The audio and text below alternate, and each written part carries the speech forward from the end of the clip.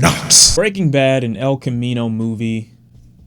Okay. El Camino, a Breaking Bad movie, is not the conclusion of the Breaking Bad series. It's more of the conclusion of the Jessie Pinkman story. Originally watched this movie and left pretty lukewarm, mainly just because Jessie Pinkman is not my favorite character in the Breaking Bad series. The whole reason I think I loved the Breaking Bad series so much was because of the massive character growth and development over the course of 63 or 62 episodes. The characters we're introduced to are not the characters that we end with, and that's what I love so much about the show. And the development of the characters happens as a natural response to their environment, to their exposure to the world. They aren't just these poorly written ways to make the characters act a different way every couple seasons. So immediately when I enter the El Camino story, I'm hit with a very subdued, very low-key Aaron Paul performance, which I think works perfectly to act as a representation of what Jesse's been through that we hadn't seen. Immediately into the film, we're hit with these psychological problems, this lack of trust in others, this PTSD. He brings his gun into the shower. It's the only sense of defense and power he's had over the last couple months, which is something that isn't really acknowledged too much. I mean, Jesse has a beard and he's got hair, but the amount of time he spent with those people is really ambiguous. Could have been a few months, but if it was months, then that's terrible. And one of the reasons I say Jesse Pinkman isn't my favorite character in the Breaking Bad series, it's just because he doesn't always drive the story forward. He's more of a supporting character to Walter White, which I don't have a problem with, but it always left me feeling the urge to watch Walter more or want him to make the story move forward more. Jesse also pushes the story forward plenty, but just not as much as Walter, in my opinion. Which is why if I couldn't get Walter White on his own, I would prefer Walter White and Jesse Pinkman together as opposed to just Jesse Pinkman by himself. But people don't love Jesse Pinkman for his intro story. They love him for the character that he became, which I can understand. All the intro of this movie tells me is you need to get you a Skinny Pete and a Badger. Because these two, the way they interact with Jesse, the way they treat him is beautiful. I need a place to hide my car. I need a place to stay. I need some food. I need a shower. I need to sleep. I need a burner. I need some money. No questions asked, they're there for him. Literally all the money out of Badger's pocket.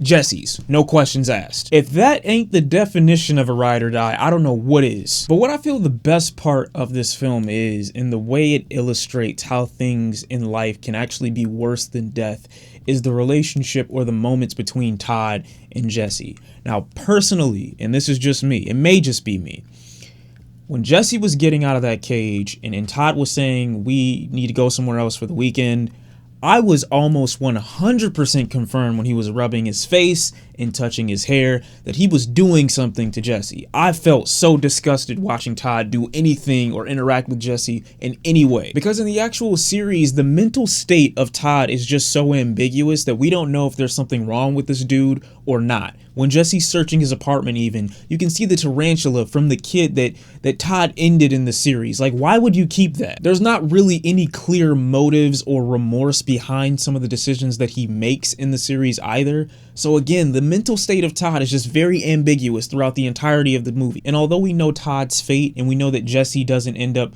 having limbs cut off or anything, we still don't know what happened in between those parts. Again, all the way up until they got to the apartment, I was sure that Jesse was about to get his back blown out by some now overweight version of Todd, which I honestly thought was one of the most hilarious parts of the film. Like, did they honestly think that we wouldn't notice the massive weight gain? I know for other people it probably wasn't, but for me it was a relief seeing that there was actually something that Todd needed physical help with, as opposed to him leading Jesse into the sex trap. When they finally do go take the body elsewhere, I'm just left with this sense of anxiety, because when Jesse finally takes the gun out of the glove compartment and he's in a threatening posture towards Todd, when he finally gets the gun back, I'm like, okay, what are the consequences to what he just did? Are you going to hurt him?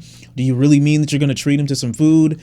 Are you really the way that you say you are? Again, Todd is just so insensitive to the things that he's done in the Breaking Bad series and in this film that you're just wondering what he's actually thinking about. Leaving the state of his mental health, again, very ambiguous. So you don't know at what point he's going to do something to Jesse or he's not going to, if he's going to hurt him, if he's going to touch him in any weird way. The lack of music builds the suspense and the anxiety that much more, leading me to believe that he was just going to act on impulse randomly at any point. And Jesse crying, not only having to give up the only power that he has at that time, knowing that he can't just take him out and escape without other people being affected and hurt too. Then the stress and anxiety of what if this dude really does do me in after I just took his weapon? Like, you just don't know. Extreme PTSD, extreme stress.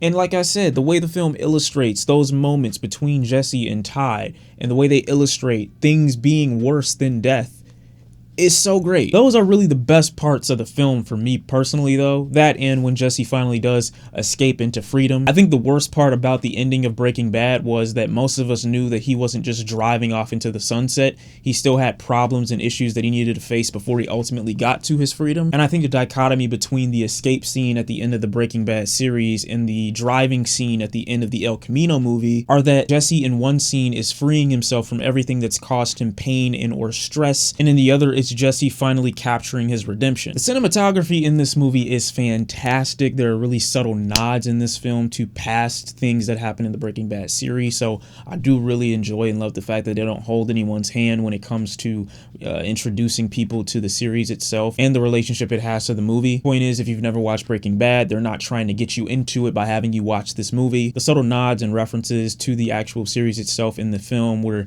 Jesse's talking to Ed and he says, "I'm 96.1% sure," as a nod to the purity of the meth that he used to sell and make, where he picks up the beetle outside of the establishment, and it just showcases the gentle nature that Jesse's always had. In a lot of ways, this film feels like a Breaking Bad final episode as opposed to a movie.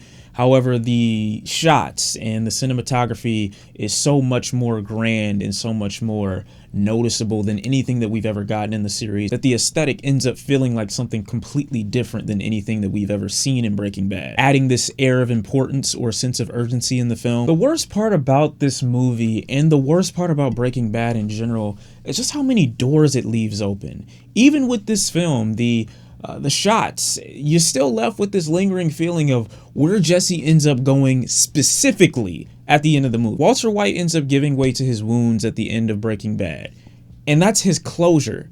But I feel like if he didn't die in that ending, we never would have felt satisfied. Did Badger complete his mission successfully? The parents' reaction when they found out their son had stolen from them again? Even in a film that is specifically about one character, they still leave tons of doors open. His letter to Brock at the end. A few things that took away some of the urgency and made me feel like the film was somewhat being dragged out was when Jesse needed a final $1,800 to basically get this thing started for him to enter this new journey. It feels like the reward for the stakes being so high were just so minuscule and small that the risk in going to that guy's place seemed a little unnecessary. I mean, I know that this is the only other dude that you know about that has money, but I feel like the stakes would have been much more reasonable had the dude just stolen all of the money from Jesse in the beginning, as opposed to giving him a portion and then Jesse needing more. I mean, I know he couldn't take Jesse out and they didn't want to bring more attention and bring the police to that apartment, but I was left feeling like this guy that Jesse needed the money from was never the true villain or adversary, though it is quite symbolic that Jesse ends up taking out the establishment that helped chain him up. I was just left feeling like the risk wasn't worth the reward, even though the reward ended up being his ultimate freedom. The $1,800 that he needed to get there just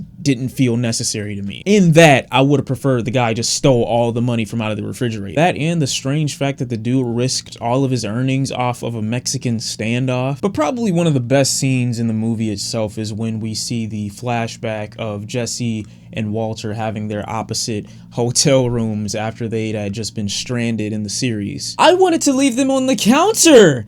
Still my very favorite Breaking Bad episode. Shows them recouping their strength, getting their energy back, eating a meal, staying hydrated, and the premise of their conversation basically being Walter White being envious of Jesse for not waiting his entire life to do something special. You're left with this sense of sadness knowing where Walter ends up, but also this sense of hope knowing where Jesse could be. The flashbacks in the film aren't necessarily done for you to want Jesse to get revenge, as his captors were already taken out by Walter in the final episode, but they're done so that you can understand the pain and suffering that Jesse ended up going through and gets you to root for the character and his freedom that much more, which is why I'm glad many of those scenes from the past didn't show us Jesse being struck or being physically beaten.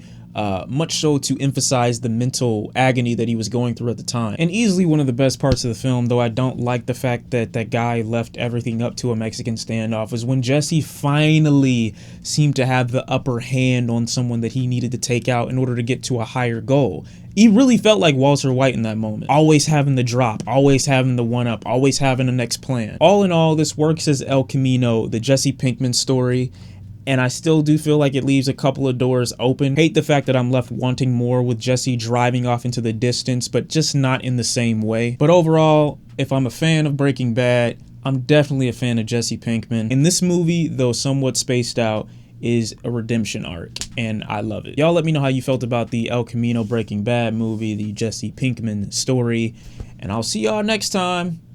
I'm out.